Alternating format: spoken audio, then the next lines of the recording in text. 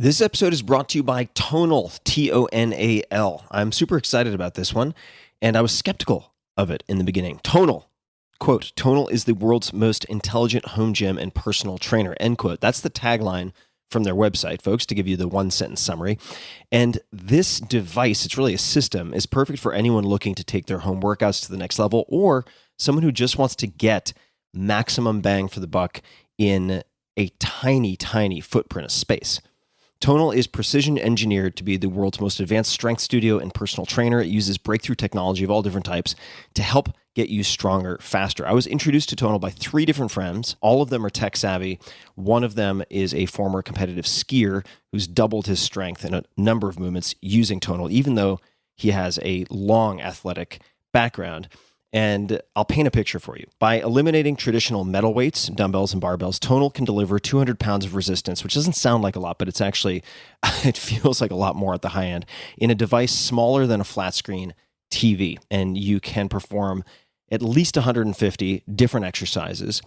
And these different technologies are exclusive to Tonal, and you can dial weights up and down with the touch of a button in 1 pound increments using magnets and electricity. So the movement is extremely smooth, and even though I have a home gym already in my garage, I'm still getting a Tonal installed. I've used Tonal for multiple workouts now to do things I just cannot do in my home gym, such as the chop and lift exercises from the 4-Hour Body, all sorts of cable exercises that would usually involve much, much bigger piece of equipment.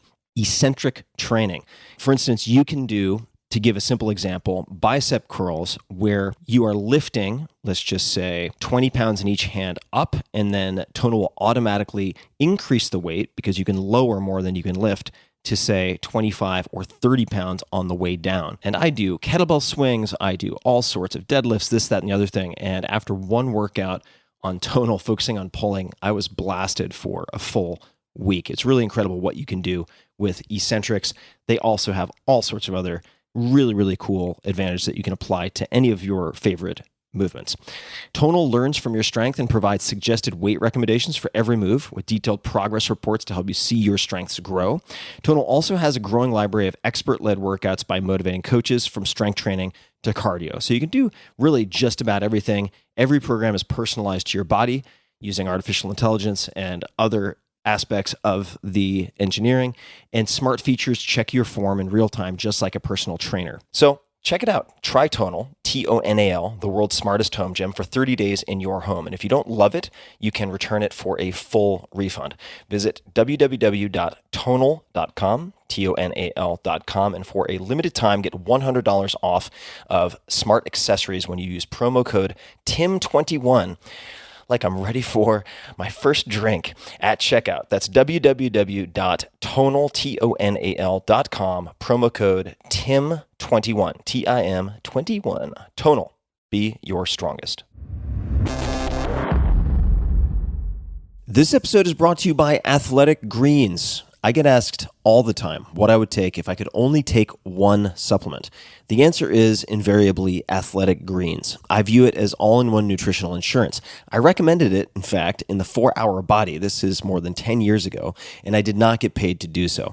With approximately 75 vitamins, minerals, and whole food sourced ingredients, you'd be very hard-pressed to find a more nutrient-dense and comprehensive formula on the market. It has multivitamins, multi-mineral greens complex, probiotics and prebiotics for gut health, an immunity formula, digestive enzymes, adaptogens, and much more. I usually take it once or twice a day just to make sure I've covered my bases if I miss anything I'm not aware of.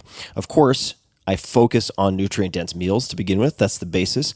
But Athletic Greens makes it easy to get a lot of nutrition when whole foods aren't readily available. From travel packets, I always have them in my bag when I'm zipping around. Right now, Athletic Greens is giving my audience a special offer on top of their all-in-one formula, which is a free vitamin D supplement and 5 free travel packs with your first subscription purchase. Many of us are deficient in vitamin D. I've found that true for myself, which is usually produced in our bodies from sun exposure. So adding a vitamin D supplement to your daily routine is a great option for additional immune support. Support your immunity, gut health, and energy by visiting athleticgreens.com/Tim. You'll receive up to a year's supply of vitamin D and 5 free travel packs with your subscription. Again, that's athleticgreens.com/Tim. Optimal minimal. At this altitude, I can run flat out for a half mile before my hands start shaking. Can I ask you a personal question? Now would seem an appropriate time. What if I did the opposite? I'm a cybernetic organism, living tissue over a metal endoskeleton.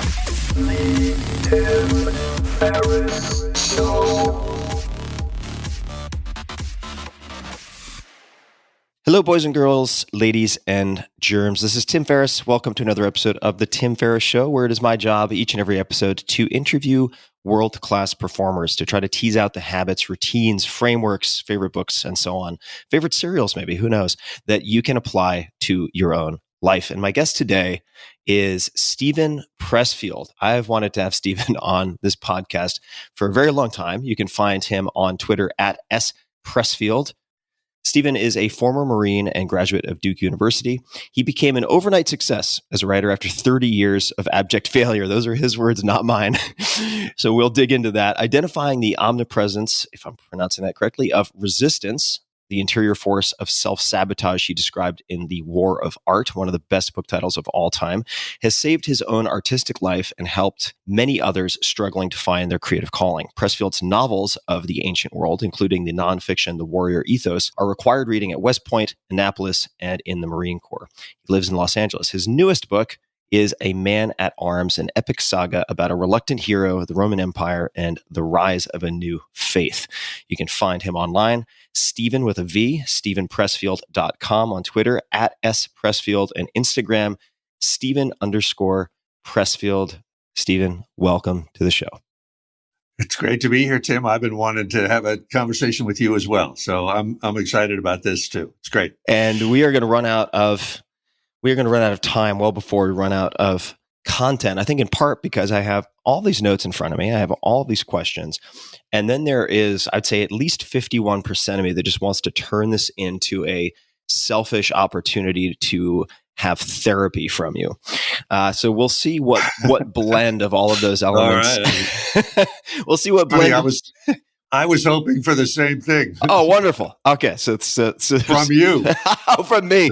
Well, you know what? We can turn this into a mutual therapy session in that case. All right.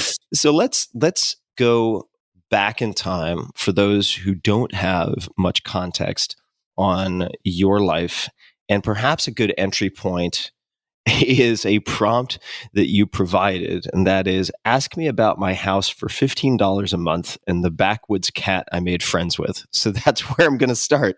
Please tell me about this house at $15 a month and the backwoods cat. I went, when you talked about 30 years of abject failure, that's really true. I mean, from the time that I originally tried to start writing, quit a job like you did, and actually had a book published, was about 28 years, 30 years, something like that.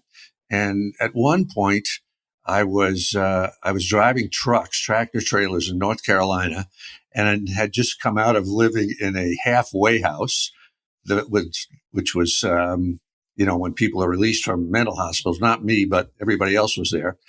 And I finally found this house out in the country for $15 a month. It had no doors, no electricity, no kitchen, no toilets, nothing. I just basically lived in my van, which I parked on the dirt road there. And I used to cook. There was no way to cook. So I used to have a little fire. I'd make a little fire out in the back behind this little house. And it was right up, in North Carolina, there's a lot of pine woods. And this was right in the middle of the pine woods around Raleigh. And there used to be this feral cat, this wild cat that lived in the woods behind me. And when I would come out and cook, and I'd be sitting on the back stoop, and the woods started like maybe only 5 feet from the house, this cat would sort of materialize. He was an old battle-scarred tomcat, and he would sit there across from me while I would make, hot dogs or whatever I was doing. And I could never feed him. He would never take anything from me. I think it was sort of like he didn't want to be a pet, and he would sit there. This is all true, Tim. I'm not making this up. I believe you. He would sit there across from me, just kind of eyeballing me. And there was no doubt which one of us was the superior being, and no doubt which one of us had his shit together and the other one didn't. And he would look at me like he was trying to decide whether or not to kick my ass or not, And But I felt that this cat was a great omen. I felt that in some way, why does a cat materialize like that? Why does anything happen like that? Like in the Native American tradition, when an animal is kind of a spirit animal or something. Right. And so I took a lot of courage from that cat appearing. I sort of felt like in some way my energy had sort of drawn him out of the woods because he kept coming back. I mean, this wasn't a one-time thing. And so anyway, that's for a little, I don't know if that's context, Tim. I don't know. Well, that's quite a while ago, but that was sort of at the heart of my darkest hours. Well, it provides a bunch of fertile ground for exploration. Before we leave the cat, though, what meaning did you take from that? What effect did that have on you? And then we're going to come back to the halfway house because you mentioned everyone else was there after being released from a mental hospital or something along those lines. So I want to know how you ended up there. But first, what meaning did you imbue this cat with after these repeated visits? Well, I felt like the cat was a little bit of a role model for me. That it was a cat that was obviously completely self-sufficient, lived in the woods, didn't require anybody to feed him, wouldn't let anybody feed him, was, a totally autonomous individual. And I thought to myself kind of, first of all, why did anything come out of the woods? But if this is what came out of the woods, that it was such a positive kind of person, and so I thought if this cat has come here, maybe he's come here to kind of encourage me and tell me that, Steve, you can do that too. You can be like me too. You can be autonomous. You can be self-sufficient. You can take care of yourself. It makes me think a bit of the poem Wild Geese by Mary Oliver. The first few lines are... I'm not familiar with that. Tell me. I'll tell you, the first few lines are, you do not have to be good. You do not have to walk on your knees for 100 miles through the desert repenting. You only have to let the soft animal of your body love what it loves. That's the beginning. Wow. And I think about that quite a bit, and contact with nature and man's tendency, and what I mean by that is mankind's tendency, men and women both, to view themselves as apart from nature as opposed to a part of nature. And the halfway house. So let's connect the dots from the beginning to the tomcat at the end of that first response. How did you end up there? And what was your state at the time that you were there? I don't know. We're getting into some deep stuff really early here, Tim. I know it's a first date and everything, but I'm going to skip the foreplay a bit, if that's okay. Well, I was in North Carolina at the time. I had married a gal from North Carolina. We'd been, married for like 5 or 6 years at that time. And we were at the state where we were desperately trying to, we were coming apart at the seams, and we were desperately trying to hang on together. And we had come back from North Carolina, and we were living with her mother out in the woods in a farmhouse that also rented for about $20 a month. And I had this job delivering industrial food. I drove a little truck, and I would deliver things like Salisbury steaks and frozen crinkle cut French fries to little restaurants and stuff like that. And without going into a long story, I got fired from that job. And in a state of great shame, I was just like totally ashamed in front of my wife, in front of her mother. And I just couldn't stay there anymore. I couldn't stay with them. So I moved into town trying to find a job desperately. And the only place I could find was this sort of boarding house that this is in Durham, North Carolina. That was also a halfway house for, where the state government would pay for people who had been released from mental institutions and were on their way back into the real world. And so I found a room in the basement there, and that was how I came to that halfway house. Wow.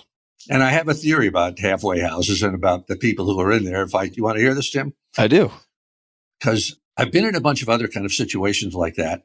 And you would think that people were really struggling mentally. But in fact, the people in this halfway house, and we used to hang out in the kitchen and talk all night long, were among the smartest people that I ever met, and the funniest and the most interesting.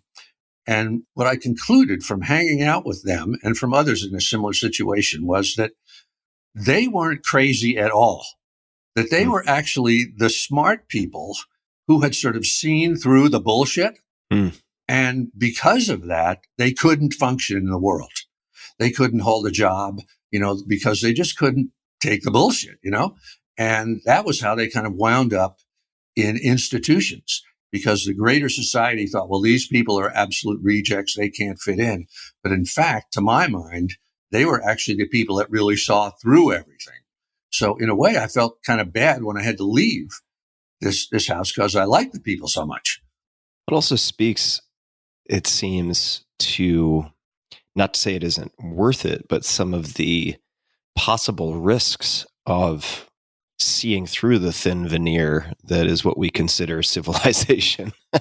Yeah. And it's a dangerous thing. Just how slippery it can be to sort of realize how arbitrary so many of these social constructs are. You have just an incredible resume. I mean, it reads like, I don't want to say hero's journey because we'll probably come to that and clarify that a bit later, but you have an eclectic, to put it mildly, collection of professions. You have tractor trailer driver, cab driver, school teacher. You picked fruit as a migrant laborer, and the list goes on. Of all of those, does one stand out as having been especially formative for who you then later became as a writer, as a creative? Driving tractor trailers was probably the most formative thing for me in that sense, in the sense that once you're out on the road delivering a load, you're completely on your own.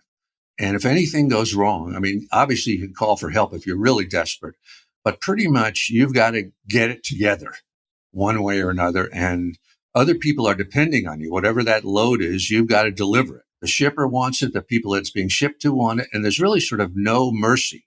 You have to be a professional and you have to do it. And at the time that I was doing this job, I was really dealing with my own tendency to sabotage myself. I mean, I was like a self-destruction machine, where I would just screw up constantly. And I had to be constantly, monitoring myself that I wouldn't act out in some crazy way and destroy everything that I was, trying to do, which was just to survive.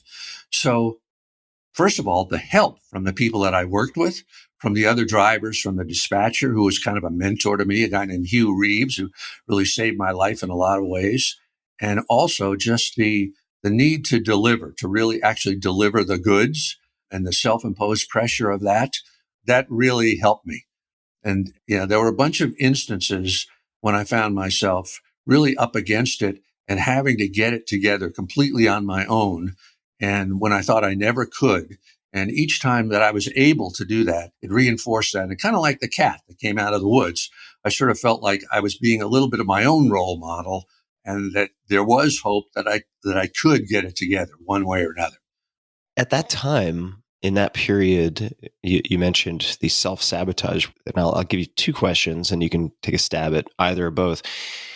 What was the particular form or most common form of self-sabotage, if you could give an example or just describe that, because there are so many different types? And then also, Hugh Reeves as a mentor, what type of mentor was he? What did you glean or learn from him? I'll give you a specific. When I was driving the little trucks and delivering institutional food to these little restaurants like Toddle Houses and stuff like that, the way I got fired was, it was early in the morning. I had just finished delivering to a restaurant. I hadn't had breakfast, and I was coming back out through the sort of the warehouse section at the back of the restaurant, and they had a whole bunch of rows of little cans of fruit juice, pineapple juice and stuff like that. And so I just reached out and I grabbed one for myself, and the boss caught me, and bump, I'm fired. And I really feel like me doing that was an act of self-destruction that I had, and I absolutely am certain of it. I just sort of knew, why do you do something like that? So that was kind of the sort of thing that I would do kind of over and over.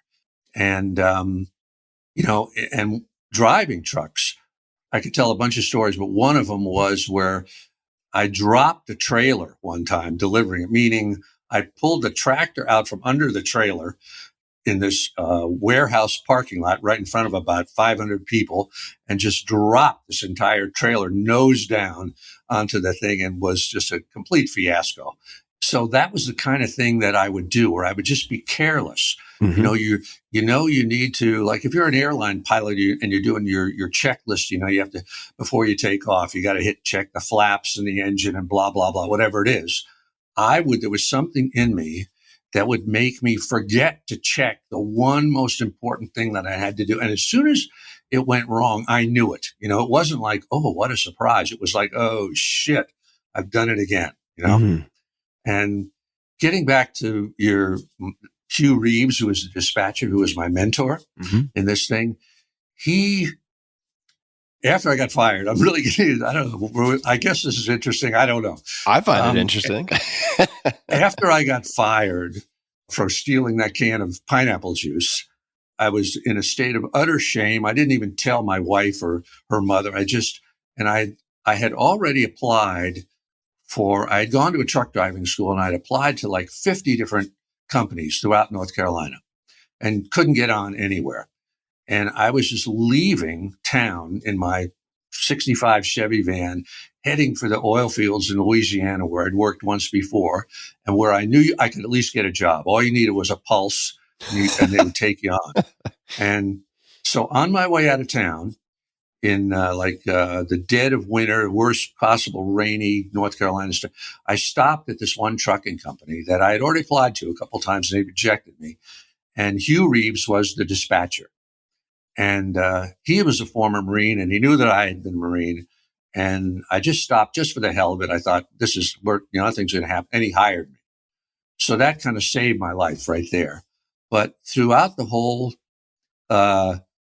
my struggles to learn the business and stuff like that, there was one moment where he kind of sat me down and I had kept screwing up, like I said. And he sat me down alone in his office and he said, son, and I was like, I don't know, 25 years younger than him.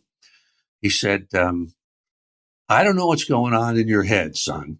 I don't know what journey you're playing out here. I don't know what your issues are. I don't know what you're trying to solve in your own inner mind.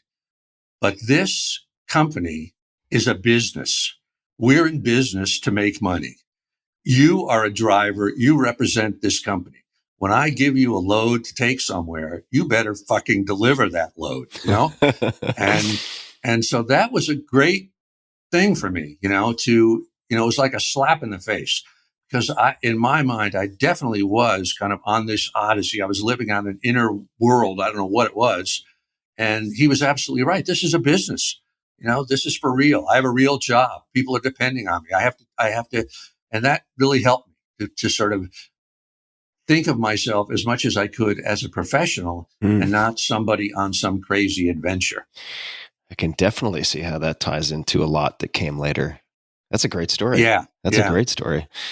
Let's flash forward. We're going to bounce around quite a bit. And in doing so, I want to maybe first bring up just a common belief or sentiment that I hear a lot, which is like, you're going to do your best work in your 20s. It's like a professional sport. You do A, B, and C, and you've kind of reached escape velocity or not by the time you're 30, 35, whatever the number might be, but it tends to be around there. Your first novel, you mentioned in some comments a few minutes ago, and I mentioned it in the bio, 30 Years of Abject Failure. Okay, so your first novel published after around 30 years of effort, The Legend of Bagger Vance. How old were you when that was published?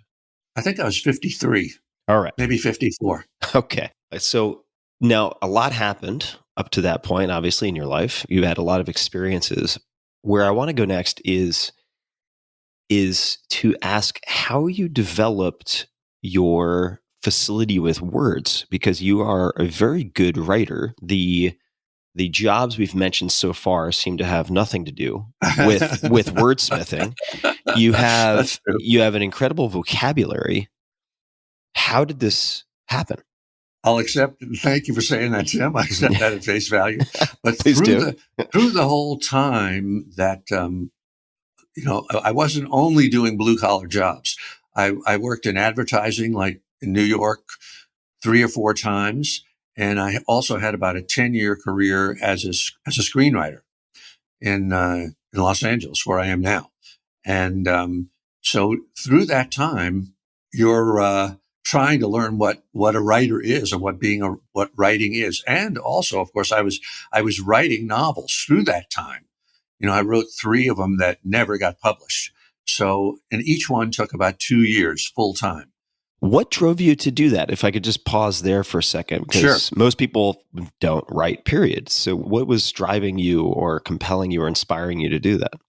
I don't know. It's why does anybody write or why does anybody paint or anything? It sort of originally started for me. It was not a dream I had as a kid. I didn't, like Jack Carr, the thriller writer and former Navy SEAL. He always wanted to be a thriller writer from the time he was like 6 years old, but not me. It never occurred to me. My first job was in advertising in New York, and I had a boss named Ed Hannibal who wrote a novel, wrote a novel, and it was a huge success overnight. And I sort of thought, well, shit, why don't I do that too? Seems like an easy gig. Let's try it. Nothing to it, right? I mean, he's in that office. I'm in this office. Why can't I do it? So that sort of at least started this kind of dream for me, And then once I had failed at it really badly, I thought I was even more motivated to do it, right? I've got to write my way out of this thing one way or another. So that was how it initially started, Tim, in terms of just the intention to do it, to finally make it work. I want to allow people to peek behind the scenes here for a second, just to see sort of how the sausage is made with this podcast. And I'm looking in front of me at a whole raft of papers, but one of them contains prompts and exploratory bullets. And I always ask guests if they would like to provide any prompts that might lead to interesting or fun stories, fertile ground, as I like to say, for exploration. And you learn a lot about guests looking at the bullets they provide or the lack of bullets they provide. And I bet. And your bullets are fantastic. And this will be tied into what we're talking about in just a second. But so, for instance, right, ask me about the house for $15 a month in the backwood cat I made friends with. Another one, which we're not going to get into right now, but we'll probably come back to, we might come back to, is ask me about the time when I was driving trucks when they told me, quote, whatever you do, don't, in all caps, go past that last right turn, end quote. Now, to me, and speaking and of course, I did go past that last thing. Of course you did. Now, as someone who has read, I want to say it was John Caples and all these books on copywriting, I can see very clearly, and I say this as a compliment, the influence of your time as a copywriter working at agencies. It's so obvious to me because you can't not ask. I mean, it is very well crafted in that sense. Could you speak to your learnings in the world of advertising? What did you gain from working as a copywriter, whether at, I think, Benton and Bowles? Is that one of the names? Yeah, that was one of the places. Yeah, yeah. And I do think in many ways I learned a tremendous amount in advertising. I mean, I hate advertising. I hate it when it's on the screen. I hate watching TV commercials. I hate the whole concept of it. But I met a lot of great people there and I learned a lot. And one of the things, one of the books that I've written about writing, as you know, is called Nobody Wants to Read Your Shit. Yeah, please, for those people who don't know it, this is just a spectacular piece. If you could, describe it. Yeah. And this is to me like the number one lesson that any writer or artist should know before they know anything else.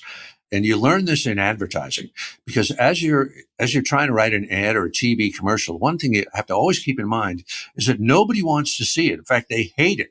Sight unseen, they hate it. If it's a TV commercial, they've got their remote in their hand and they're going to click right through it as fast as they can, Or if it's an ad that's in a newspaper or magazine, they're going to turn the page as fast as they can because they hate it. They don't want you to sell them preparation H or anything like that, right?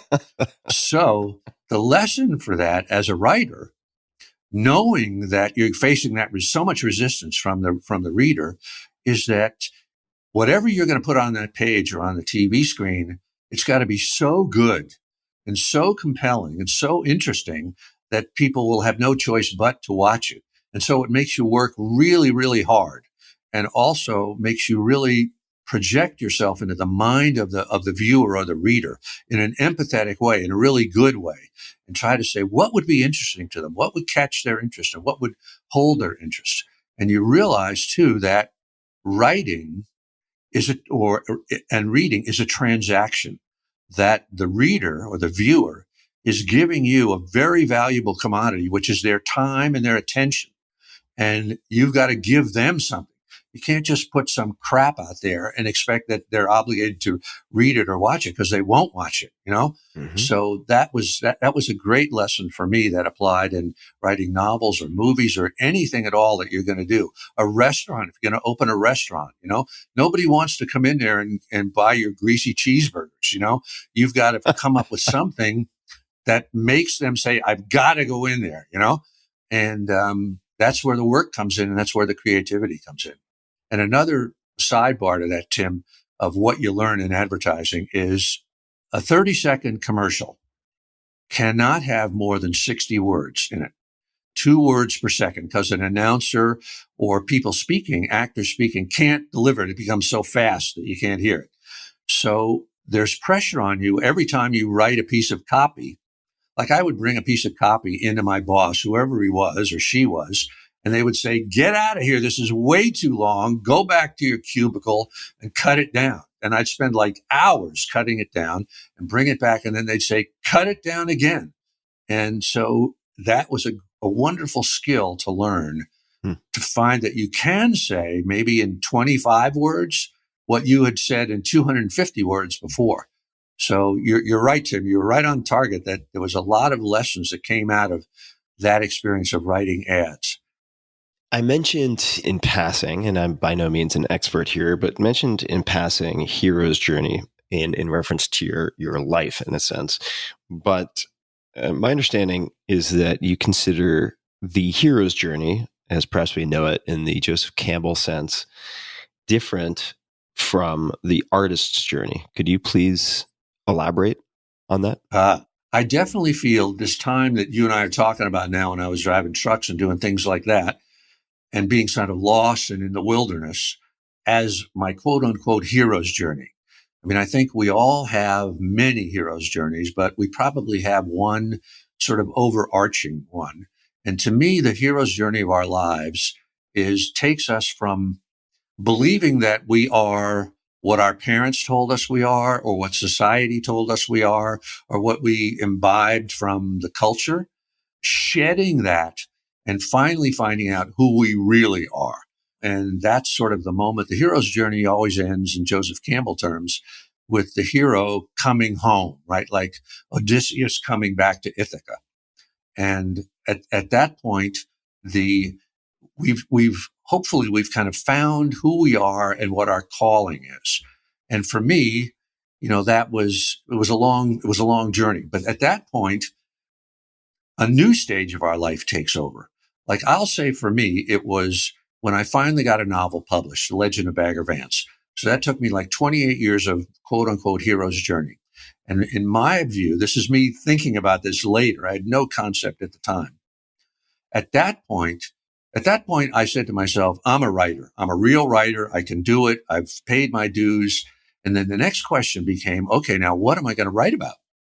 What is my gift? If I'm here to bring kind of a gift to the people, as the hero's journey template says, my question to myself is, what is that gift? And so for the rest of my life, I feel at that point, I got on my artist journey. And now I'm a writer. I'm going to write one thing. I'm going to write another. I'm going to write another. And the question I'm asking myself is, what is book one? What is book two? What is book three? What is my gift? What am I here to give? And, you know, I'll blather on for a bit here, Tim, if you don't mind. Please. I love your blathering. If you've ever heard of Richard Rohr, who wrote Falling Upward, I think it is. He's a Franciscan monk and a very deep thinker. And he kind of divides life into two halves, first half and second half. And the first half of your life, he says, is when you're sort of finding your identity and kind of establishing your presence on the planet. You know, like maybe you're a mom and you say, oh, okay, I'm a mom, you know, I'm that, or I'm a lawyer, I bought a house. I have a wife. I have children. You're sort of, in his words, Richard Rohr's words, Rohr. If you want to look it up, I highly recommend anything by him. You're creating the vessel that is your life. And then in the second half of your life, you're filling that vessel. So you sort of ask yourself, okay, now I can do it. I've got a house. I've whatever. I have a profession. What am I going to do with this? Am I just going to be another crappy person that's continuing the societal garbage that we have? Or am I going to try to find my gift that's unique to me and bring it forth to the world and try to help in one way or another? So that to me is, there's the hero's journey comes first. And when the hero's journey is over, our artist journey begins. I love that. And I would define art as the broadest possible terms. Anything that is a gift to the wider world. Just a quick thanks to one of our sponsors, and we'll be right back to the show. This episode is brought to you by LinkedIn Sales Navigator. LinkedIn Sales Navigator is the best version of LinkedIn for sales professionals. Get ready to exceed your 2021 sales goal with the help of LinkedIn Sales Navigator. That's what it's built for. The best salespeople know that closing deals is about understanding your customers' needs and building relationships. It's time to reimagine in-person selling and cold calling for the digital world. Nowhere is this more true in post-COVID. So tap into the power of LinkedIn's 700 million plus member network. LinkedIn Sales Navigator gives you 20 monthly email messages, lead recommendations, unlimited searches, actionable insights and news, and access to free courses on LinkedIn Learning. Target the right prospects and decision makers, unlocking 15% more pipeline from sourced opportunities, a 17% lift when saving leads on Sales Navigator, and 42% larger deal sizes. As the world adapts to new working habits, sellers must also shift tactics to stay ahead. LinkedIn Sales Navigator is here to help sales professionals do exactly that. So start your 60-day free trial. That's a 2-month free trial of LinkedIn Sales Navigator today by going to linkedin.com/navigator. That's linkedin.com/navigator, NAVIGATOR, to start your 60-day free trial of LinkedIn Sales Navigator. One more time, linkedin.com/navigator.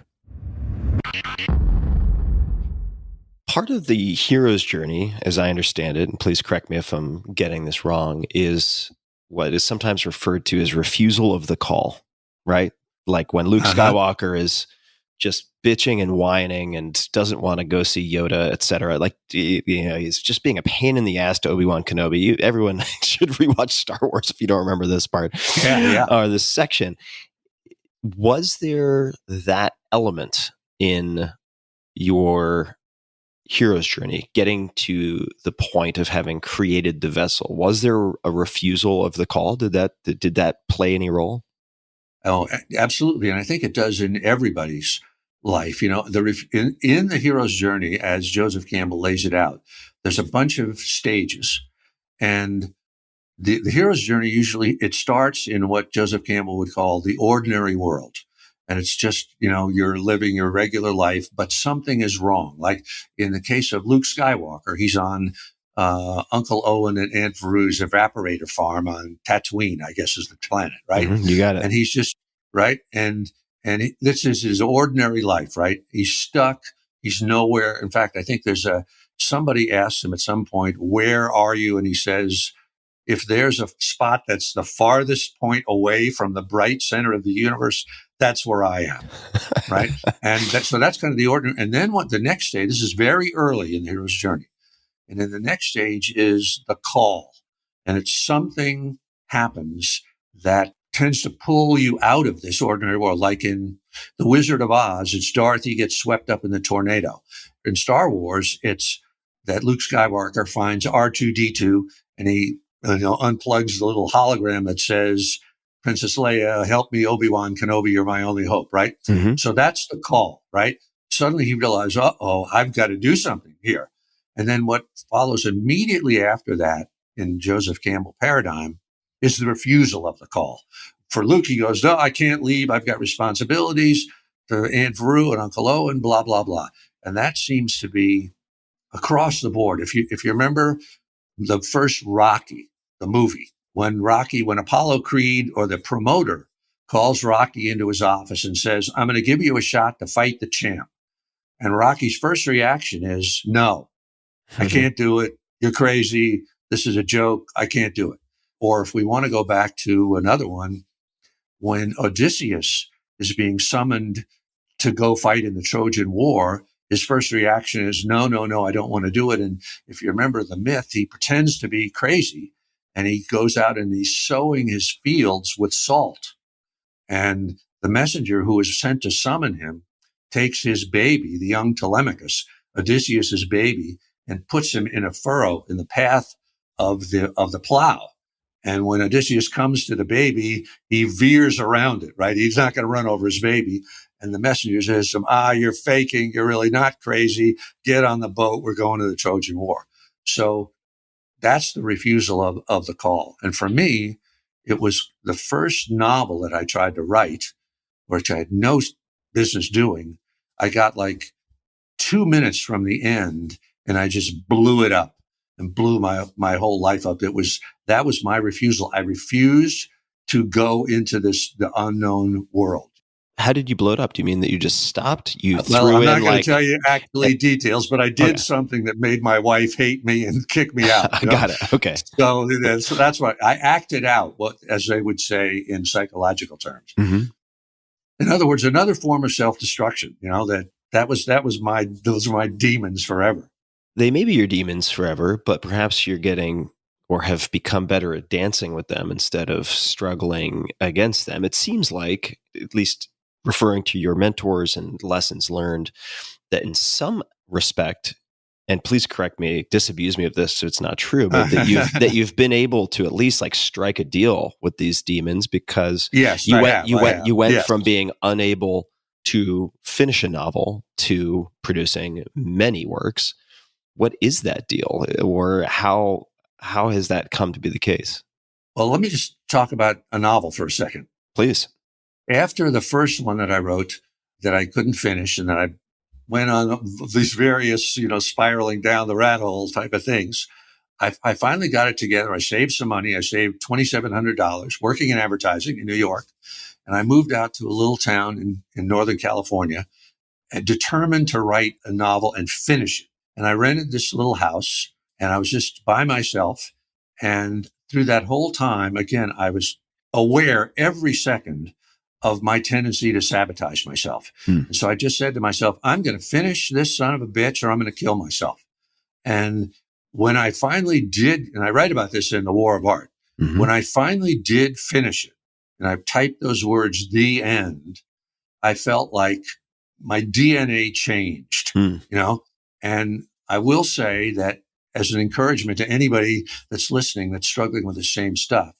Once I was able to finish that novel, I've never had any trouble finishing anything ever again. That's interesting. But it was just sheer willpower driven on by shame, that I just could, I think shame is a great thing, but I just couldn't stand myself if I failed yet again. So I just had to keep going. It seems like it's possible, and I'm speculating here, but when you finished that novel and you had the end, right? Because confidence is just not something you can fake, right? In the respect that your true self knows whether you've earned it or it's unearned. When you typed the end, the story of I always self-sabotage now had a counterexample. That statement was no longer I never thought about it that way, Tim, but I think you're absolutely right. Yeah. A counterexample. Yeah. With the Legend of Bagger Vance, so finishing a novel is one thing, getting a novel published is quite another endeavor in many respects. So 30-year overnight success. What happened? Did you end up like drawing straws and you became the bridge partner of a book agent? Like what actually happened that allowed this publishing your first book? Well, like I said, I wound up writing 3 novels that never got published. Right. And when I finished the third one, that was sort of like another kind of an all is lost moment, a suicide moment for me, because I couldn't get any, even my friends wouldn't read it. And I knew that I just didn't have the wherewithal to do this again. To save up money to work for 2 years. That's it. I just didn't have the wherewithal. And so I decided, or it sort of came to me as a flash, that I would go to Hollywood. I thought, let me write a screenplay. Let me try Hollywood. If I failed as a novelist, let me go fail as a screenwriter. So I did go out to Los Angeles. And after about 4 or 5 years, I did have an agent. I kept writing screenplays that also didn't sell. And finally, I got kind of teamed up with an established writer, a guy named Ron Succe, who did the first Alien, among other things, and who was like a real brand name and a real, a guy that really could get work. How did you get teamed up with him? I'm sorry to keep interrupting, but like Alien turned into an iconic film. I mean, they created a franchise. Great film. How did you get teamed up with him? I had an agent, a wonderful agent named Mike Werner, who tragically died at a young age. But, he had other clients, and Ron was one of his other clients. And Ron usually worked with a partner. And at that time, because Ron was more of a producer writer than a writer. What is a producer writer? A writer is the guy that actually sits down at the page, at the typewriter, and actually writes the scenes and so on and so forth. Mm-hmm. A producer writer is somebody who is great at coming up with the ideas, the big ideas, and also sort of shepherding a story through from start to finish, and also is a producer in the sense of being able to get financing and take the meetings and make a deal. So whereas Ron was not the kind of writer that could actually sit down and write the screenplay, but he could say, I would sit there and come up with like 30 ideas. What if we do this? What if we do that? What if we do that? And he would say 29 of them suck. Do this one. He's the guy who would say, it's Jaws in space, act 1, 2, 3. Here's the deck. He could line up all of the ducks in a row to get the financing. For instance, the great scene in Alien where the thing bursts out of John Hurt's chest. Right. That scene, that was Ron's scene. That was his idea. Which is burned into anyone's mind who has ever seen one of the Aliens movies. So you can't say just because maybe he didn't actually physically write it at the typewriter, that was his, So it's a very creative thing to be a producer. So he usually works with a partner. He's more of a producer writer instead of the writer. You have the same agent. Please continue. So the agent Mike said to us, so let me team you guys up and you'll be a team. So that, from my point of view, I now became like an apprentice. I was like the junior partner of this team. And when we would go to meetings in Hollywood, nobody wanted me. They wanted Ron. He was the brand. And I was just, I was the guy that actually sat at the keyboard. So in any event, for maybe 10 years or so, I did have a career as a screenwriter. So that was gaining credibility for me. And also I was learning what a story is, by the process that you go through. And then at one point, I just had this idea for The Legend of Bagger Vance, and I had it as a book, not as a movie. And so when I told that to my agent then at the time, he basically fired me. He basically said, unceremoniously broke up with you. My story isn't that I fired him, but his story is that he fired me. But basically, he was absolutely right, because what he said to me was, I've spent the last 5 years trying to get your career going, and we're now just about to get going, and you're telling me you're going to write some stupid golf novel that nobody's going to buy and nobody's going to read. It's going to take you a year to write it. And by that time, everybody will have forgotten who you are here in the business in Hollywood. And I'm back to square one. And I've spent a lot of time working with you. So get out of here. Mm-hmm. But in any event, that was how an actual novel that I wrote actually got published. So it was sort of a smooth transition. And when the actual passage there, it didn't just come out of nowhere. So if you broke up with this agent, or he broke up with you, you go off to write this thing. The agent has these doubts and believes that you're going to sort of sink into oblivion and become irrelevant, right? You're just going to be completely forgotten. You march off to pursue this dream and this project. From there, not to beat a dead horse about this, but like, how does it then find a home with a publisher? It was like I joked that I was an overnight success after 30 years. And I think sometimes your bad luck builds up to such an extent that it turns into good luck, right? The law of averages starts to work for you, right? And what happened was to try to you have to get a literary agent, right? Which I didn't have. I had a Hollywood agent. So I went to my lawyer. I had an entertainment lawyer named Larry Rose, and he sent me to an agent named Jody Hotchkiss in New York, who worked for Sterling Lord, who's a big literary agent, who is still my agent and just turned 100 years old. Wow. By the way.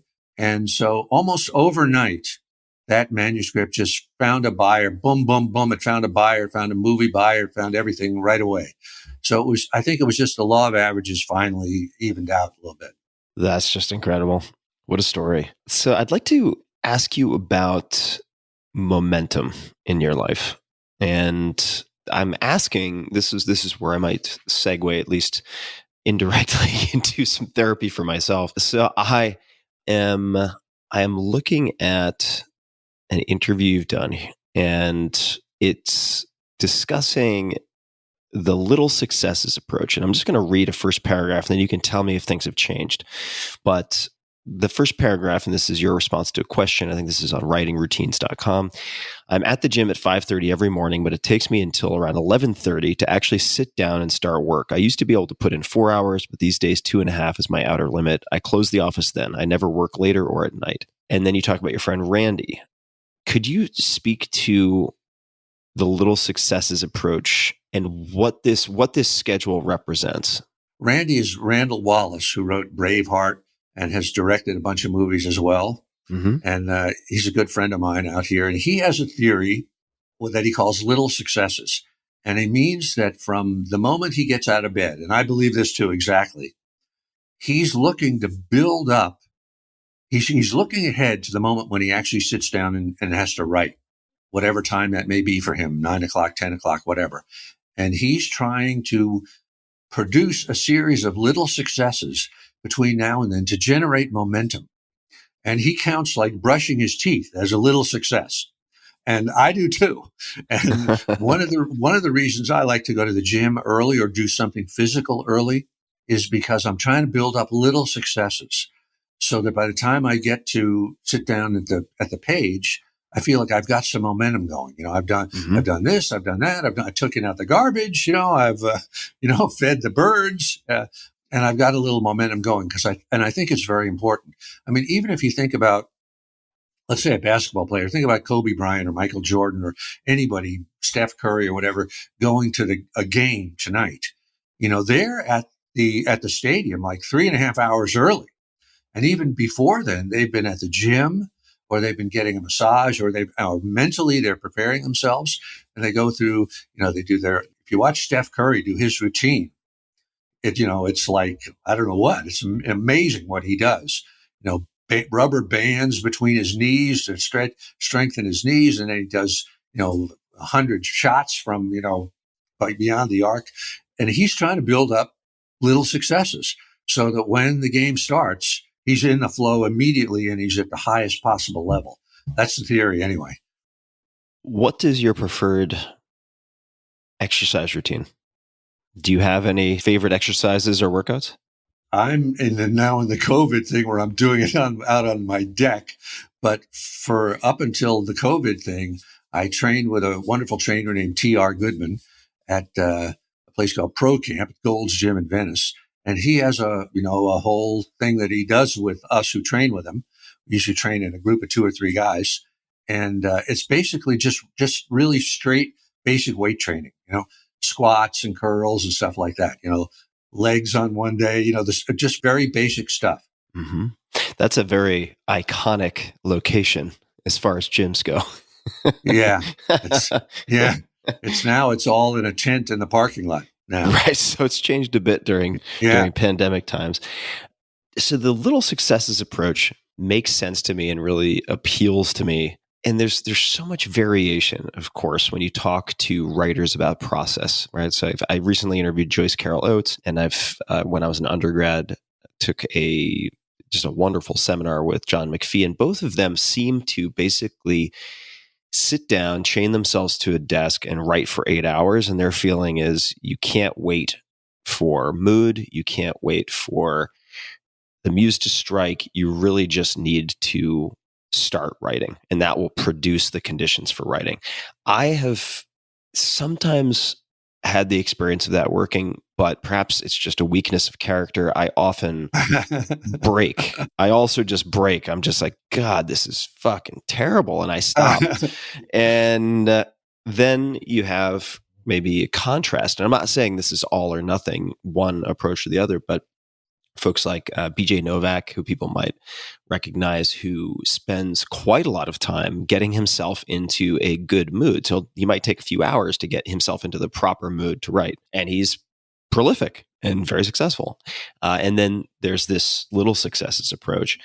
I suppose the question piggyback off of this is, how should someone think about developing a routine for their own writing process or creative process? Let's stick with writing just because it's what we're talking about, even though I think the discussion extends to many other areas. How should somebody think about figuring it out? Because even for me personally, I have, well, we'll talk about this afterwards, but I've been having quite a lot of challenges writing in the past few years. And so I've tried to reach into the grab bag of different routines, and I found it challenging because so many of them are diametrically opposed or seem to be.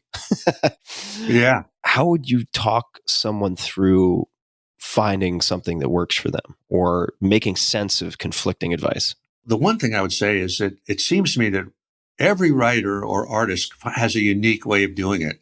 And I don't think there's any kind of one size fits all type of thing. Mm-hmm. Like, there was an article in the LA Times a few years ago where they interviewed screenwriters, and they were asked, what was their routine? They interviewed like 5 writers, and 3 of them wrote in their cars. And this is true. That's amazing. And one of them wrote in their car when it was moving. Now, I don't know how they did this, but it just goes to show you that whatever works, works. Like Joyce Carol Oates or John McPhee doing 8 hours, that is beyond my comprehension. I just can't imagine. It's just, that's like Alex Honnold and Free Solo, but for the writing world, I can't process that. But I do agree with them that, there's a famous quote that I quoted in The War of Art, and now I'm blanking on who it was, a famous writer who they asked him, do you write on a schedule or only when inspiration strikes you? Oh, Somerset Maugham. Mm-hmm. And he said, I write only when inspiration strikes me. He says, fortunately, it strikes me every morning at 9:30 sharp. So he was a believer in routine, right? Mm-hmm. And another person, there's a wonderful book by Twyla Tharp, I'm sure you're aware of this, Tim, mm-hmm. called The Creative Habit. And she kind of describes her habits. And she's kind of like me. She goes to the gym at the crack of dawn every day. She catches a cab at exactly the same time, goes to the exact same place. And she's trying to build up those little successes for when she gets to the studio and actually has to work. But to go a little deeper than that, in my book, The War of Art, I talk about the concept of resistance with a capital R, which is, again, that force of self-sabotage is a big theme in my life that will try to stop you as a writer or an artist or anybody from achieving your best work, from following your calling. Will try to distract you, undermine your self-confidence, make you procrastinate, make you quit, make you give into fear, or on the other hand, make you such a perfectionist that you spend all day on one paragraph and you accomplish nothing. And the whole thing of little successes, the concept of little successes or of a routine, is to help you overcome that resistance, to help anybody. That's the wall that you're going to hit, Right. And so you're mentally preparing yourself for that moment when you sit down and that negative force hits you, that you've got enough momentum and enough self-confidence, or your friend who gets himself in a good mood, you're in enough of a good place. You got enough good karma and good juju going for you that you could get through that wall of resistance and then just get into a rhythm and get into the flow and then just keep it going. That's the whole sort of concept behind little successes or a routine or habits. And I'm a big believer in habits. Me too. When I have been, I suppose, what we might call successful in writing, just getting anything consistently on pages, it's been with some form of scaffolding in the form of routine. And one that actually worked for me, I hadn't thought about this, to finish at least one book, maybe two, was copying what I believe it was Maya Angelou, maybe, who would rent a hotel room to work out of, to put herself in a different environment that was dedicated to writing. And when I was living in San Francisco, I remember Hotel Vitale was this hotel right on the Embarcadero, and I would rent a room when I got really stuck to put myself in a different environment. And for whatever reason, I mean, I'm sure it's placebo effect, because how could it not be, right? It's got to be harnessing the mind and kind of pulling a Aikido move on your own psyche. It really, really helped. You've mentioned a number of books. So the War of Art, I think everyone should read, certainly. Then Twyla Tharp's A Creative Habit. I've also read, you mentioned Stephen King's On Writing, Ernest Hemingway on Writing, Larry Phillips and Henry Miller on Writing. Henry Miller's just incredible. One that I'm not familiar with, I would love to hear you just expand on for a second.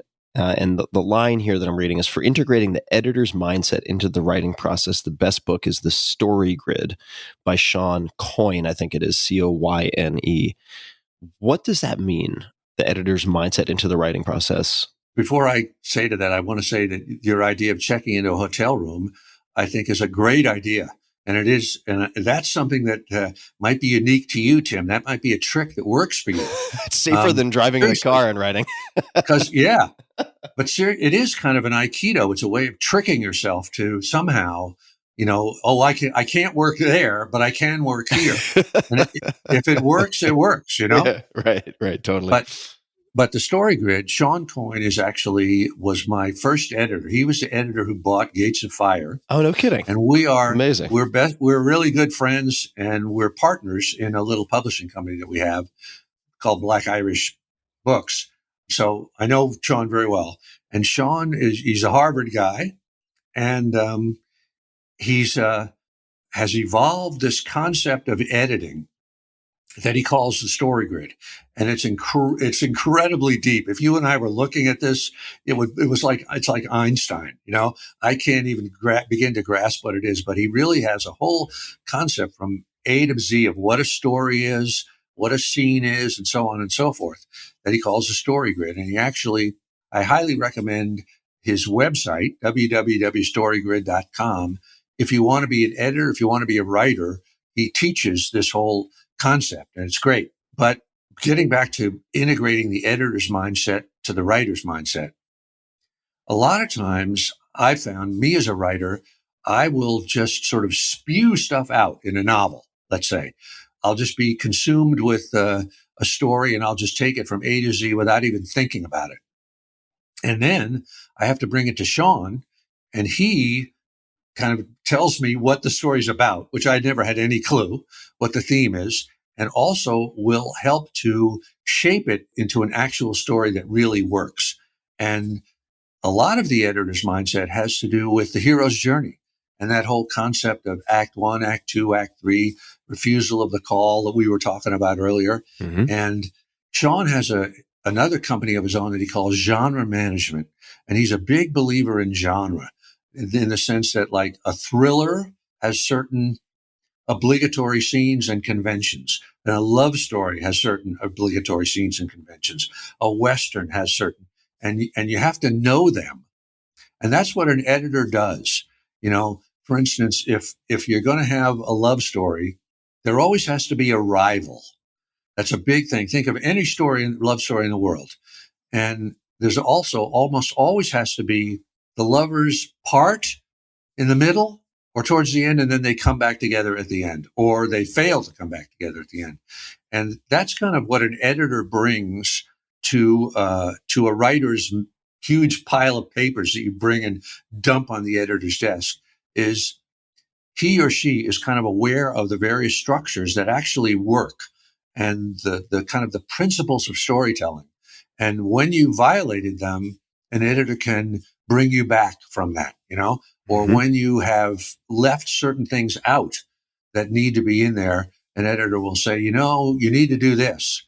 And so if you can educate yourself as a writer in that editor's way of thinking, you can sort of become your own editor in a sense, and it really helps you. I mean, I do maybe 15 drafts of a book, and seventh, eighth, ninth, I'm really thinking like an editor. I'm looking at this and saying, what's missing? What have I done wrong? What conventions have I violated? And if I have violated them, do I have a good reason for it? So I'm not sure that's an answer, Tim, but that is an answer. I highly recommend anything to do with Sean Coyne and StoryGrid.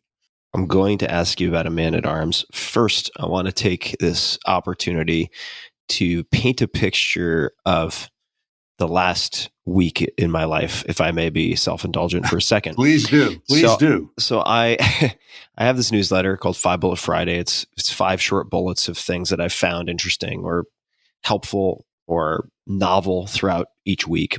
And I had the experience. I'm a subscriber, by the way. Oh, wonderful. I appreciate that. So I know all about it. I love doing it, and it serves as a diary of sorts for me. And I had the experience in the last week of one of those bullets expanding dramatically and ultimately becoming close to a 10-page blog post, which if people want to check out, it's related to conservation and ethical choices in the world of psychedelic compounds. They can find it at tim.blog. But the point that I want to make, or the contrast maybe, is I wrote this piece. I was very happy to have finally written this piece, even though I'm catching heat from certain factions within the psychedelic communities for it, because it's been a very long time since I've written a blog post, a long form blog post. And that having been said, I was interviewed yesterday by a friend of mine, Harley of Shopify fame, and he read a passage from the 4-Hour Workweek in the course of that interview because he's read the book. He's very kind. He wanted to use it as a launching pad for discussion, and he read a few paragraphs from the 4-Hour Workweek. And here's what you can probably guess. Here's what I thought to myself: God damn, I have done nothing but become worse at writing since I was 29. What in for fuck's sake, what am I doing with my life? And I became hyper self-critical. I was like, man, look at how many M dashes I have in this long form blog post I just put up. Like, what kind of crutch is this? I'm using M dashes like they're going out of style, and so on and so forth. So this just like litany of abuse just kind of rolled off the brain while it attacked itself. And this has been a large part of my own resistance. The feeling that my best work is behind me and I can't replicate it, or not replicate it because I don't want to become an imitation of myself, but that for whatever reason, like the pixie dust has been lost, or that I've atrophied. I've so let the muscles atrophy that there's just, I'm past the point of no return. Have you ever contended with this? If you haven't, what advice, or even if you have, what advice would you give for people who are bumping up against this? Because it's been a real hindrance. I recognize it's self-imposed, but it's been a real hindrance to me actually putting pen to paper, so to speak. Here's my thoughts on that, Tim. Resistance, with a capital R, the force of self-sabotage, is tremendously diabolical and nuanced and protean, and that it will, and subtle, incredibly subtle, and it will attack us at our weakest point, and it usually will attack us in an area where there's some truth to what we might fear about ourselves, So I would say for sure, Tim, that thought that you have is bullshit. It's resistance. It's totally resistance. There's nothing wrong with you. You haven't lost any pixie dust. That is pure resistance. It's finding a weak spot in you, it just knows it, it's like the alien knows how to get after you. Right. And so, the form it takes for me might be different. The weak spot it might find in me might be different, but I think it's just finding that in you. And I think the only way to deal with it is to just dismiss it. take my word for it. It's bullshit. There's no grounding in it at all. Just keep doing what you're doing, you know? And I'm sure that I remember I had a friend when I first came out to Los Angeles, a fellow screenwriter, and he got on the phone with me one night. He was in hysteria because he was sure that he was over the hill. And I asked him, I said, Tom, how old are you? He said, 22. And so this is true. So resistance will find that weak spot, that chink in our armor. But, don't pay any attention to it, Tim. Dismiss it. It's bullshit. Thank you for that. And I have to follow up by asking, what purpose does resistance serve, right? Like, why does it exist? Like, I try to think of things in evolutionary terms. Maybe this is just some sort of vestigial mutation that has just persisted, but doesn't actually have a utility. But I'd love to hear your thoughts on why it exists. I'm not sure. Like Seth Godin thinks it's the lizard brain, what is it, amygdala, whatever it is, which I never have quite understood. But to me, and I'm going to get a little airy-fairy here, a little metaphysical, I think that if we think of our identity, we can say that there's at least two parts of it. One I would call the ego, and the other I would call the self with a capital S, in the Jungian sense of self. And the ego is our rational mind. It's the part of us that pays taxes and goes down and gets a driver's license and becomes a lawyer or whatever, right? And that ego is our I, the letter I. And we obviously have to have an ego, right? We have to have that I that we know how to, stop at a stoplight and all that sort of stuff. And then there's the other thing that Jung would call the self with a capital S. And that self includes the deep, deep unconscious, the collective unconscious, the hero's journey, the archetypes, all of these things that we're not aware of until Freud, finally discovered this, but that are driving us, in a good way, many times in a really good way. And also, according to Jung, the self with a capital S butts up against what they call the divine ground. And I love that. It's what I would say is where inspiration comes from.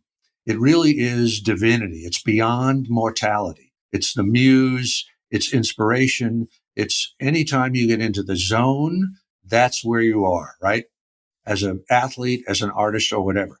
So I'm getting back to resistance. Trust me. I believe you. What I think is when we, as artists or as athletes or as anything, begin to shift our identity from our ego to our self, when we start trusting in intuition, when we start trusting in our deep dreams, in our deep inspiration from sources that we don't know what it is. Like for me, writing the novels that I wrote that I never thought, that just came out of nowhere, right? That had made no sense, but are coming from a deeper source. Anyway, when we start to identify with the self and turn over our nexus of control to that, the ego becomes threatened because the ego realizes that it's going to lose. The ego strikes back and creates resistance. And its goal is to try to convince us that this other world of inspiration, of intuition, of the muse or the self is a phony world. It's bullshit. Don't pay attention to it. Stay here with me, Mr. Ego. I'm the ego. And that's what it is to me. And I just had an email. I've got into an email correspondent with a monk from Self-Realization Fellowship, Brother Kivashananda. Are you familiar with Self-Realization Fellowship? I'm not. Anyway, it's a wonderful thing. It's Paramahansa Yogananda's thing that he started. And he was telling me about beyond the Bhagavad Gita and the story of Arjuna and Krishna, there's in this great battle in the Bhagavad Gita is the ego is a character named Bhishma. And Arjuna finally slays the ego, shooting him with 108 arrows. And he's shot so full of arrows that he's on his back, supported by the arrows. And he takes him a month to die. And even as he's dying, Bhishma, he's constantly spouting his bullshit about how he's still in charge, he's still in charge, he's still in charge. And I think that we as artists or athletes, I think, are trying to get beyond the ego. Or Buddhist meditators or people doing ayahuasca or whatever. We're trying to get beyond the ego into whatever is next. But the ego doesn't want us to get beyond it. And the ego will hang on and take a month to die. And that's what I think resistance is. It's the ego's way of trying to hang on to control of us. I really like that. And it rings true to me in so many respects. I mean, the ego, if we are not what our ego believes us to be, a lawyer, a this, which we're not, right? Someone who does X, someone who always or never does Y, then what are we? And that uncertainty is very threatening. So it makes a lot of sense that there would be a violent opposition by the ego to. I mean, I may be completely wrong, but this is my theory. Yeah, it's certainly helpful to think of. It's a useful lens to look at this through. And this may be very related. I would love to hear you define or describe what a shadow career is. I read a relatively short blog post of yours that discussed this, and I think it could be very helpful to explore. I'll give you kind of an example from the movie business. As you know, in the movie business, you need a lawyer. There are law firms, entertainment law firms.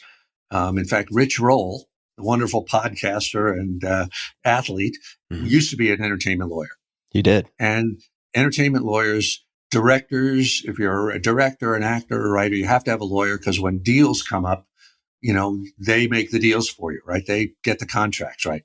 And I have found that when you talk to not all entertainment lawyers, but some entertainment lawyers, secretly they want to be writers or they want to be directors and what they have done in becoming lawyers to some extent is their law career is like a shadow career. It's like adjacent to what they really want to do. They really want to direct or they really want to write, but for whatever reasons, they were afraid to do it. So they thought, well, I can go to law school and that will give me a trade, an occupation, a profession I can count on. And so the law becomes kind of a shadow career for them. Or another instance of that is a lot of times people will work as other people's assistants, right? They'll pick up their dry cleaning. They'll do all of that sort of stuff, which can be, and that's a shadow career, which can be, of course, it's also a legitimate thing. It can be an apprenticeship where you're working for a photographer or whatever, and you're learning. But it also can be because a lot of times those people who are people's assistants really want to do what their boss is doing, but be a musician, be a rock star, whatever it is. But for whatever reason, they're afraid to. And so they pick a profession that's kind of adjacent to where they want to be, but doesn't have the same risk. I want to underscore this for folks because I think it is exceptionally common. I see the temptation in myself and around me in certain capacities. So it's really worth having on the radar, I think. I'm going to read just a little bit of this blog post from 2012, which is on your website, stephenpressfield.com. And I think this is more from Turning Pro. At least that's the URL. So here we go. Sometimes when we're terrified of embracing our true calling, we'll pursue a shadow calling instead. The shadow career is a metaphor for our real career. Its shape is similar. Its contours feel tantalizingly the same. But a shadow career entails no real risk. If we fail at a shadow career, the consequences are meaningless to us. Are you pursuing a shadow career? Are you getting your PhD in Elizabethan, that's how you say that, studies because you're afraid to write the tragedies and comedies you know you have inside you? Are you living the drug and booze half of the musician's life without actually writing the music? Are you working in a support capacity for an innovator because you're afraid to risk being an innovator yourself? These are really good questions. I think they're really important questions. And the drug and booze half example, I think, is also very important because it's possible to grab the romanticized, risky portions of a possible real passion and emulate them in a shadow career in a way that actually has quite a lot of downside risk with none of the upside potential. Yeah, true. I mean, I think, not to overstate it, but sometimes addiction is a shadow career, that you're acting out the kind of wild and crazy lifestyle rather than actually doing the work to be a musician or to be a whatever. And what do you say to people who would answer yes in the sense that they are able to be honest with themselves and say, you're totally right, I am actually doing that. But like you said, this is low risk, and the pursuit of what I really want to do does entail risk, and I'm afraid. Well, there's sort of there's kind of no way around it except to actually do it. It would be, if I were advising anybody or advising myself, if I were in that condition, I would say, get into some kind of therapy, get into something that will help you elevate your consciousness about this, let you explore it, introspection. And at some point it will become pretty clear what your real dream is. Maybe, if you're a photographer's assistant, you really say, oh, I want to be a cinematographer. I'd love to be Vilmos Zsigmond. I want to shoot Scorsese's next movie, whatever. I'd love to do that. Then it's sort of a matter of kind of, I hate to talk about the ego, but getting back into rationality and saying, okay, how do I pursue that? Should I go to school? Should I apprentice myself on a track that will actually take me there? Or should I, whatever, figure out what the actual track is that will get you to that dream? And then the other thing I'd say is, talking to myself again, is be very aware of your own tendency to self-sabotage, of resistance, and watch out for any of those mental self-conversations that will try to talk you out of doing it. Build up your professional habits and just go for it, just go for it. I'll add one thing to that, which has been very helpful to me. So I'm saying this to myself also because it's probably time for me to do this again with respect to writing. And that is, take a look at an exercise. You can find it online called fear setting that I've written quite a bit about. And I also did a TED talk related to the subject because it's saved my life in some ways. And it's really just a rephrasing and presenting of an exercise from the Stoics called premeditatio malorum. So meditating on the worst case.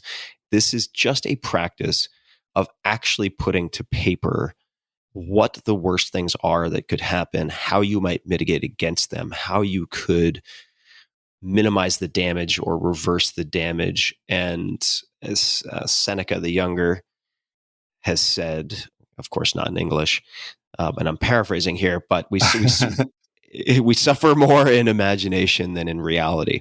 And it's easy to believe or to overestimate the threats that exist from action while underestimating the risks of inaction when they're trapped in your head. But when you put them on paper, it actually loses oftentimes a lot of its force. So I would just recommend people take a look at fear setting with a hyphen in the middle. Let's talk about A Man at Arms. You have your creative how-to books, The War of Art, Turning Pro, Do the Work, and so on. Then you have your historical fiction, which is just outstanding. Gates of Fire, Tides of War, The Afghan Campaign, and now A Man at Arms.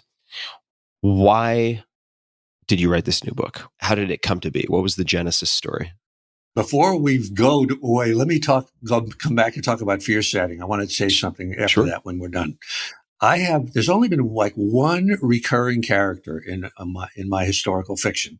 And he is this sort of gunslinger of the ancient world, Telamon of Arcadia, a one-man killing machine of the ancient world. And he's been in 3 books of mine, and as a minor character. But I've always been fascinated by this guy. And in fact, a lot of readers have been fascinated by him too. And I've always wanted to write a book only about him. And this is another kind of weird thing, Tim, about the creative process. A lot of times I will block out a story and I know exactly what each character represents and who they are and what they're going to do. But this one character, Telamon, the one-man killing machine of the ancient world, came on the page to me fully formed. I didn't plan him. I had no idea where he came from. And he, not only was he fully formed, but he had a deep philosophy and a very dark philosophy, a real warrior samurai philosophy. And so I wanted to write this book about him only about him, because I wanted to follow his journey. He was really sort of in the other stories at the end of his hero's journey. And I was wondering, where was he going to go from there?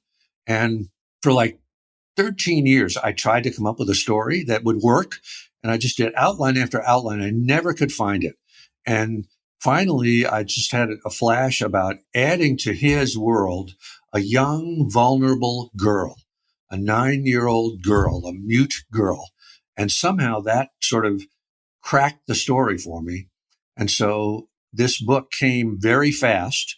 It's set in 1st century AD, right after the crucifixion in Jerusalem and in the Sinai desert.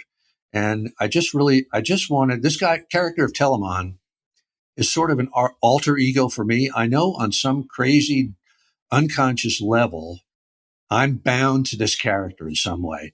And his story is my story in some way, although I don't know what it is.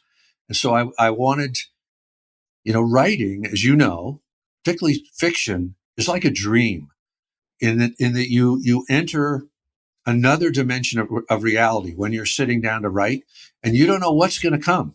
A lot of times the work takes on a life of its own, and it'll pull you along. So that was this book for me. I wanted to see where Telamon would go and what his arc would be. And I know I'm going to have to write another one because I haven't got to the end of it yet, but that was the genesis of A Man at Arms. And when you write a book like this, since I have no experience with fiction, although I'm endlessly fascinated by it, I think I'm afraid of it, honestly, because I read good fiction and I think to myself, there's a good reason to be afraid of it. Good Lord, I cannot. Yeah. I just don't know how humans do this. Do you write a book like this simply because you are a writer and fiction is a way of exploring this alternate reality? Is it because you hope it to impart certain messages or lessons that people will learn from? What are the reasons behind an undertaking? I'm absolutely a believer, as you know, in the muse. I believe in another dimension of reality. I believe that books or songs or businesses exist in the realm of potential before they exist in the real world. And I believe that as a writer, I am a servant of the muse. And I believe this book, A Man at Arms, existed. It existed in that other dimension.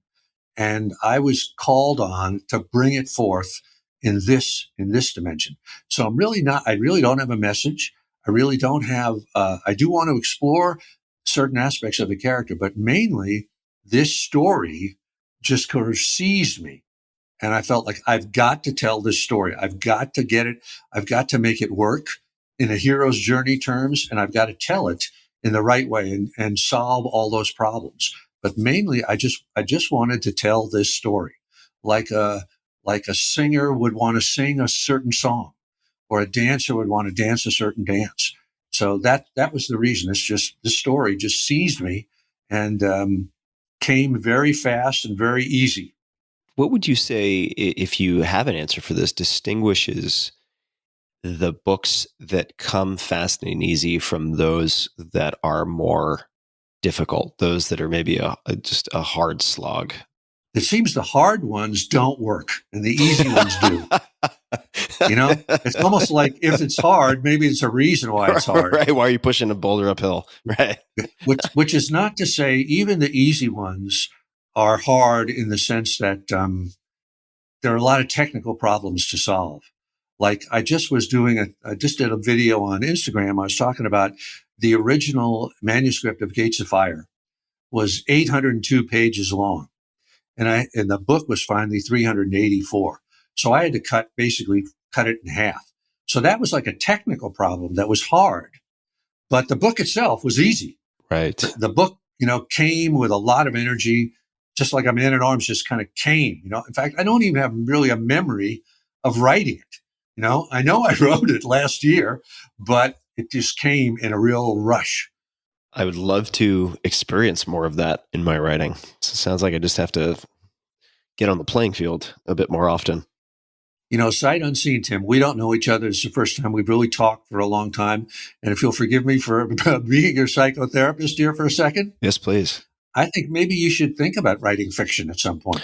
I agree with you. I agree with you. I do. I think I am psyching myself out. And I think it would be so freeing for me to do it because my nonfiction books are so carefully, meticulously architected. There are no surprises. I mean, they're everything is intended to be as clear, which is fine, and prescriptive and represent such a logical sequence and building. Right. I know what you mean. Yes. That for the writer, for me, there's very little element of surprise. That harnessing of the muse is minimal in a sense, right? It exists with turns of phrase and certain thoughts about composition, but I appreciate you saying that, and I agree. I would like to try some fiction and just write it maybe for a handful of friends. Although, let me make one comment, actually coming way back to something you said at the very early beginnings of this conversation, when you said you wrote a novel and even your friends wouldn't read it. I wanted to just say that if you write, for those people out there who haven't written much, don't be overly offended or demoralized if your friends don't read it, because my friends, and especially my family, I'm not going to name out names, are the last people who will ever read my stuff, including now. And I think it's just kind of like sometimes it's absolutely true. Yeah. I couldn't agree more, Tim. Yeah. And there's a reason for that too. They are the last people who I couldn't get my mother to read anything, It's because they are the people who are close to you sense when you write something or you take a chance, they sense you changing. You're becoming a different person. And their fear is they're going to lose you. And so they want to make you stay the way you are. And that's, it's in a crazy way. It's love. It's out of love, but it's a dark side of love. Let me say a couple of things to you, Tim, for whatever this is worth. Forgive me for being presumptuous. But if you do decide to write fiction, here's what I would suggest. First of all, don't start small. Don't say, oh, well, let me write a short story, because that's kind of a pussy way of doing it. Seriously, and the muse doesn't like that. She wants you to go big, So go for something big, I would suggest. And also, the way you'll know the idea is that it will be terrifying to you. Prospect of exposing yourself to do this. And that's the one you should do. I love that. And I encourage you to do that. So don't piss off the muse with small ambitions. Really? Or maybe not piss off. Don't insult the muse. I mean, a 4-hour work week was a big idea, huge idea, and an idea that you could have fallen completely on your face, It's People true. could have just laughed you out of, but you did it, and it worked. So I would say, do the same concept only with fiction. Thank you. I'm going to take that to heart. Let me get back for 1 second to fear setting. There's just one thing I wanted to say. Yes, please. To reinforce what you were saying. A few years ago, I wrote a book called The Lion's Gate, which was about the 1967 Arab-Israeli War, the 6-Day War. And I went over to Israel and I interviewed a bunch of fighter pilots. And I had never really talked to fighter pilots before. And the thing that they have in common, the mindset of a fighter pilot, is exactly what you were saying. Like before they would go up on a mission, they would sit down and for hours in solitude, run the mission in their mind, thinking of every possible thing that could go wrong. What if I get a flame out over the Sinai desert? What if my guns don't fire? What if I'm attacked from out of the sun, whatever? And they would sort of, in their mind, play out all of these worst case scenarios. And when they had played them out and they knew what they were going to do, then they were ready to go. And I thought that is a great way to think about things, because the last thing you always want to have to be able to have to say of something is, oh, I never saw it coming. Right. Mm-hmm. So I heartily agree with that idea of fear setting, that whole Stoic concept. I think it's a great thing. Let's use that as a jumping off point to something I know very little about, but I've seen it come up in some discussions, and that is the concept of, I'm not going to get the pronunciation here correct, but Yetzer Hara. Yetzer Hara. Yeah. Yetzer Hara. What is Yetzer Hara? I wish I had my Rabbi Mordecai Finley, here to explain it to us, but he apparently it's a phrase from Genesis, and it's translated by Rabbi Finley as a turning toward evil. And he has said to me that this is a concept in Kabbalistic thought, in Jewish mysticism, and it's the equivalent of my concept of resistance with a capital R. It's that force that exists in the world to stop us from going to a lower level to a higher level, to realizing our calling, to coming into our own. It's that negative force. And in Jewish mysticism, there's a concept that life happens on more than one dimension, and that we live on the material dimension, and above us is a higher dimension that's called the neshama, and that is the soul. And the what they talk about the soul is that above every blade of grass is an angel saying, grow, grow. The soul, or what I would say would be the unconscious or the muse, is actively engaged in our life and trying to help us. And we are trying to reach up to the soul at the same time the soul is trying to reach down to us and help us. And in between the two is this force called the Yetzer Hara, this negative force of self-sabotage. And when Rabbi Finley told me that was something that existed in Jewish thought for years and years, I thought, I'm not crazy. Other people have thought about the same thing. And so actually in Genesis, as I understand this right, I may be getting it wrong, but is the story where God decides to destroy the human race. And he regrets and repents that he made us.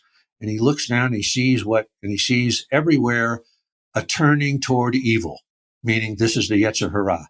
And this is when God decides to send the flood, to wipe us out, and Noah survived, right? So it's in this kind of spiritual sense, it's almost a flaw in the universe that when God created us, at least according to Kabbalistic thought, he made a mistake. He screwed up. A bug in the software. Yeah, a bug in the software. And if you look at the human race, there is a turning toward evil everywhere, right? There's something wrong with us. And I would say it's a lack of connection to the soul. What we were talking about the self and the ego, resistance and everything. So in any event, that's what the Yetzer Hara is, as I understand it. I may be wrong, but as I understand it in Kabbalistic Jewish mysticism. So I would love to ask just a few more questions, and the first few are going to be related to my homework assignment or recommendation of writing fiction. So you said go big, and in my mind, I'm thinking that could mean a novel, could mean a screenplay. So I'd like you to elaborate on what that means, but also I know that I have a tendency to read and prepare, perhaps excessively, often as a form of procrastination, right? I can read 10 books before I ever set pen to paper. Since I have no exposure or experience with fiction writing, are there any books I should read or things I should consider before I begin? Or literally, should I just say to myself, I'm going to write a novel. I don't even know how novels are structured, but I'm going to start with page 1 today. So there's the question of what is big? What does that actually mean to you? And then how much preparation, if any, or education is the right amount before beginning? I think when I say go big, I think that the muse likes it. Fortune favors the bold. And I think when we try for something big, we're taking the initiative and we're kind of invoking a tailwind behind us. Whereas if we're kind of timid and we say, oh, well, just let me do this small little thing that I'm going to do, I don't think the muse likes that. And I know, like in advertising, when I was working in advertising, I used to come up with the tiniest ideas. It was really pathetic, and I'd bring them in to the boss and he would just throw me out. He said, this is an idea the size of a postage stamp. Get the fuck out of here. Come back with something big. And it was really hard for me to do, because I was afraid of it. So I do think going big invokes the muse in a good way. And sort of as a parallel to that, Tim, I would say, even though eventually you are going to have to learn what the story principles are, I would say just plunge in and just do something that you love. I mean, it's too bad we're not on video here, because I have behind me a book by a friend of mine, Mike McClellan, called The Sand Sea. And it's like 780 pages long or something. And Mike is a lawyer. He's a functioning lawyer. He's got a wife and kids. And over like a 13-year period, he would get up at the crack of dawn and, go out to his garage where he had an office, and he would write 500 words a day. But this book, The Sand Sea, is a huge book. It's like a Tolkien type of book. And, with all kinds of crazy characters from everywhere. And I really applaud that he did it that way. And now he's on to the second book in the trilogy. There's going to be a third one. So for him, going big really worked. And it has worked for me too. That doesn't mean that it necessarily has to be 800 pages long, but just a big idea, an idea that's kind of a scary idea that you say to yourself, when I show this to people, they're going to look at me and go, "What happened to you, Tim? Are you okay?" That's where what I mean by big. And should I just assume this is never going to be read by anyone? Is that a helpful assumption to make? A couple of follow-up questions. Do it only for yourself. Yeah, okay. Do it only for yourself. And because when I hear stories of someone working on things, say in the mornings, like the Kite Runner, right? I mean, it's a similar story. I think the author was working in medicine at the time and would wake up super early and worked for a long period of time on this book. When I think of my first foray into fiction, if I think it's going to be a homework assignment, like a daily homework assignment for years, there is a very large part of me that just does not want to do it, unless the purpose behind it is therapy, or this is going to be cultivating your connection with this other dimension you've described. And that's the purpose of doing this. Do you have any thoughts on those points or concerns?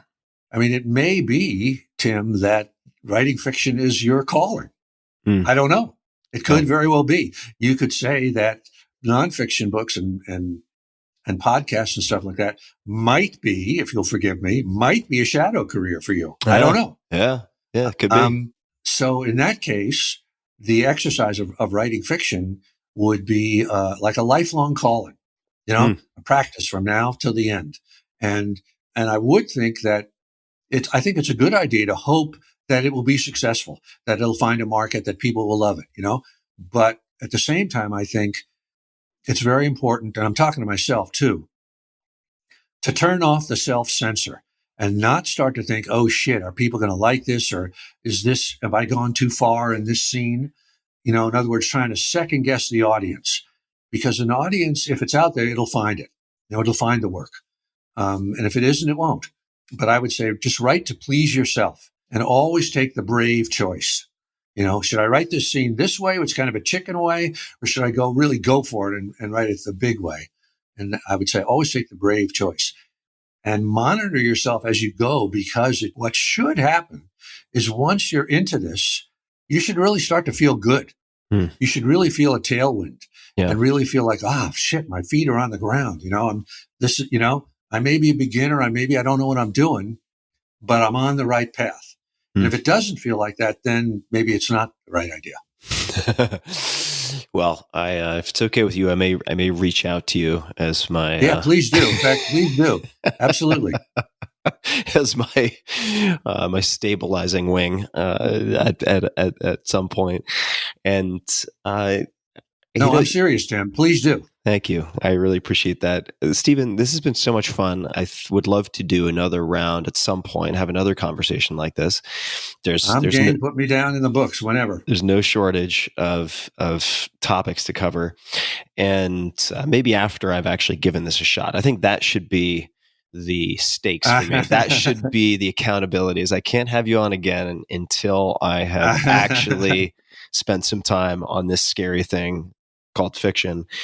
And just a few last questions. And this one doesn't always work out, but I like to ask it.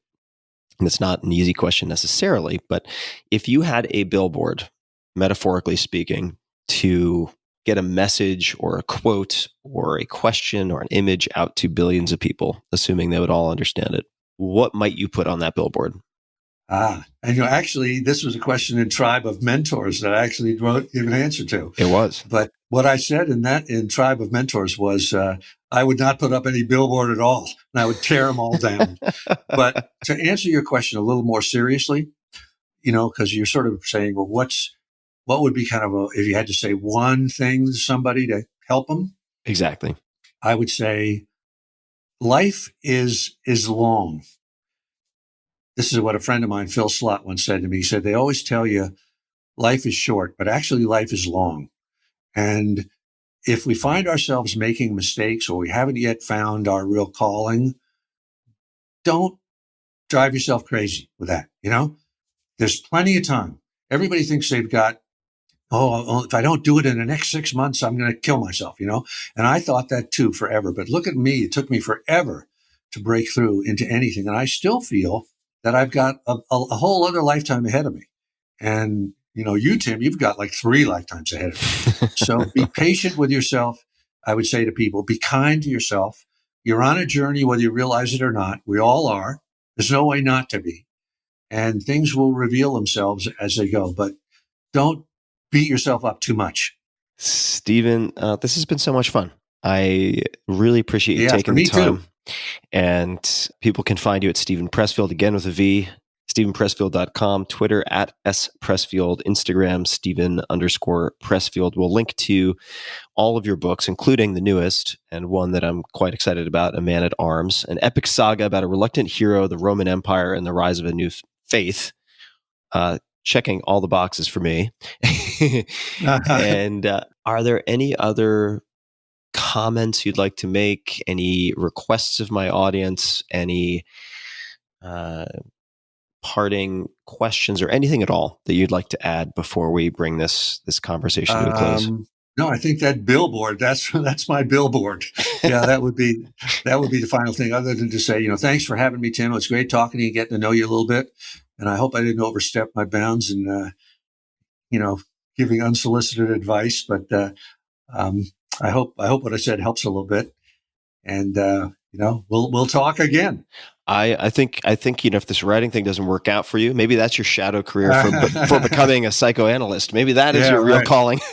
Right. And I have found this very helpful personally, and I'm sure it will help many other people out there. So thank you again, Stephen. And to everyone listening, once again, you can find links to everything that we mentioned at tim.blog/podcast. And until next time, thank you for tuning in. Hey guys, this is Tim again. Just a few more things before you take off. Number one, this is 5 Bullet Friday. Do you want to get a short email from me? Would you enjoy getting a short email from me every Friday that provides a little morsel of fun before the weekend? And 5 Bullet Friday is a very short email where I share the coolest things I've found or that I've been pondering over the week. That could include favorite new albums that I've discovered. It could include gizmos and gadgets and all sorts of weird shit that I've somehow dug up in the world of the esoteric as I do. It could include favorite articles that I've read and that I've shared with my close friends, for instance. And it's very short. It's just a little tiny bite of goodness before you head off for the weekend. So if you want to receive that, check it out. Just go to 4hourworkweek.com. That's 4hourworkweek.com, all spelled out, and just drop in your email and you will get the very next one. And if you sign up, I hope you enjoy it. This episode is brought to you by Athletic Greens. I get asked all the time what I would take if I could only take one supplement. The answer is invariably Athletic Greens. I view it as all-in-one nutritional insurance. I recommended it, in fact, in the 4-Hour Body. This is more than 10 years ago, and I did not get paid to do so. With approximately 75 vitamins, minerals, and whole food-sourced ingredients, you'd be very hard-pressed to find a more nutrient-dense and comprehensive formula on the market. It has multivitamins, multi-mineral greens complex, probiotics and prebiotics for gut health, an immunity formula, digestive enzymes, adaptogens, and much more. I usually take it once or twice a day just to make sure I've covered my bases if I miss anything I'm not aware of. Of course, I focus on nutrient-dense meals to begin with. That's the basis. But Athletic Greens makes it easy to get a lot of nutrition when whole foods aren't readily available. From travel packets, I always have them in my bag when I'm zipping around. Right now, Athletic Greens is giving my audience a special offer on top of their all-in-one formula, which is a free vitamin D supplement and 5 free travel packs with your first subscription purchase. Many of us are deficient in vitamin D. I found that true for myself, which is usually produced in our bodies from sun exposure. So, adding a vitamin D supplement to your daily routine is a great option for additional immune support. Support your immunity, gut health, and energy by visiting athleticgreens.com/Tim. You'll receive up to a year's supply of vitamin D and 5 free travel packs with your subscription. Again, that's athleticgreens.com/Tim. This episode is brought to you by Tonal, Tonal. I'm super excited about this one, and I was skeptical of it in the beginning. Tonal. Quote, Tonal is the world's most intelligent home gym and personal trainer, end quote. That's the tagline from their website, folks, to give you the one-sentence summary. And this device, it's really a system, is perfect for anyone looking to take their home workouts to the next level or someone who just wants to get maximum bang for the buck in a tiny, tiny footprint of space. Tonal is precision engineered to be the world's most advanced strength studio and personal trainer. It uses breakthrough technology of all different types to help get you stronger, faster. I was introduced to Tonal by 3 different friends. All of them are tech savvy. One of them is a former competitive skier who's doubled his strength in a number of movements using Tonal, even though he has a long athletic background. And I'll paint a picture for you. By eliminating traditional metal weights, dumbbells and barbells, Tonal can deliver 200 pounds of resistance, which doesn't sound like a lot, but it's actually, it feels like a lot more at the high end, in a device smaller than a flat screen TV. And you can perform at least 150 different exercises. And these different technologies are exclusive to Tonal. And you can dial weights up and down with the touch of a button in 1 pound increments using magnets and electricity. So the movement is extremely smooth. And even though I have a home gym already in my garage, I'm still getting a Tonal installed. I've used Tonal for multiple workouts now to do things I just cannot do in my home gym, such as the chop and lift exercises from the 4-Hour Body, all sorts of cable exercises that would usually involve much, much bigger piece of equipment. Eccentric training. For instance, you can do, to give a simple example, bicep curls where you are lifting, let's just say 20 pounds in each hand up, and then Tonal will automatically increase the weight because you can lower more than you can lift to say 25 or 30 pounds on the way down. And I do kettlebell swings, I do all sorts of deadlifts, this, that, and the other thing. And after one workout on Tonal, focusing on pulling, I was blasted for a full week. It's really incredible what you can do with eccentrics. They also have all sorts of other really, really cool advantages that you can apply to any of your favorite movements. Tonal learns from your strength and provides suggested weight recommendations for every move with detailed progress reports to help you see your strengths grow. Tonal also has a growing library of expert-led workouts by motivating coaches from strength training to cardio. So you can do really just about everything. Every program is personalized to your body using artificial intelligence and other aspects of the engineering, and smart features to check your form in real time, just like a personal trainer. So check it out. Try Tonal, Tonal, the world's smartest home gym, for 30 days in your home. And if you don't love it, you can return it for a full refund. Visit www.tonal.com, Tonal.com, and for a limited time, get $100 off of smart accessories when you use promo code TIM21. Like I'm ready for my first drink at checkout. That's www.tonal.com, promo code TIM21, TIM21. Tonal, be your strongest.